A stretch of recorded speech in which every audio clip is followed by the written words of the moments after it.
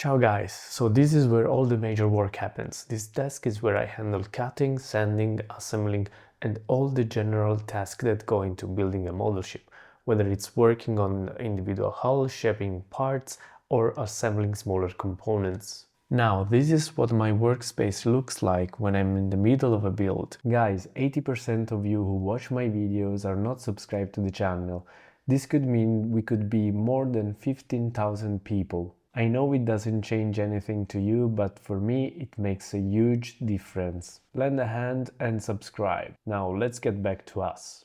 Tools everywhere, bits of wood, clamps, measuring instruments, and this is fine, even though I do like to have everything at a hand reach. When things start falling off the desk, it means I reach a point where I must start tidying things up. And that's the main problem of having too much space, because if you just have one desk, you take the tools, work on your piece, and then store your machine or tools in their storage. One of the key things I've learned over time is to be mindful of where I place the model when I'm working on delicate pieces. When I'm handling small parts that require precision, I move the main model to a safer desk so that it doesn't get knocked over or accidentally damaged. And this is what this room looks like when I clean it up for YouTube. A big difference, right? But that's the reality of model ship building. It gets messy and that's okay. Now let's go through the different workstation I've set up. This is my primary workspace. It's where I spend most of my time working on the actual model, assembling, sanding and detailing. It is not the biggest one of the group, on the contrary, it is the smallest perhaps, so that everything I need frequently is within arm's reach. Here I have my Proxon Lathe FT150 and my Proxon Saw.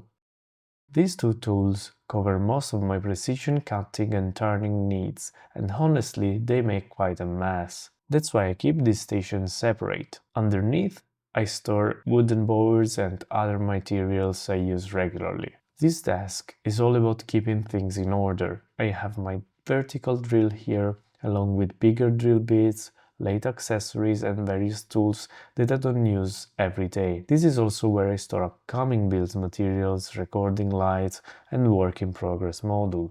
This is my space for reviewing blueprints, sketching modification and making notes on builds. Underneath I have a printer and a small organizer where I keep extra supplies.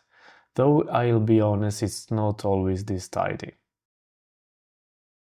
Model ship building doesn't stop at physical work for me. Once the building process is done, I move here for video editing and content creation. I use a dual monitor setup with a 24-inch vertical screen and a 34-inch semi-curved horizontal display. These setups makes it easy to manage editing software, references and footage all at once. Each of these workstations plays a crucial role in my workflow. Having dedicated spaces for different tasks allow me to focus on one aspect at a time without cluttering up my primary work area. If you're setting up your own workshop, I definitely recommend creating zones like this. It makes a huge difference in efficiency and keeping things organized. In general, I built this room without thinking about efficiency too much. It all came bit by bit.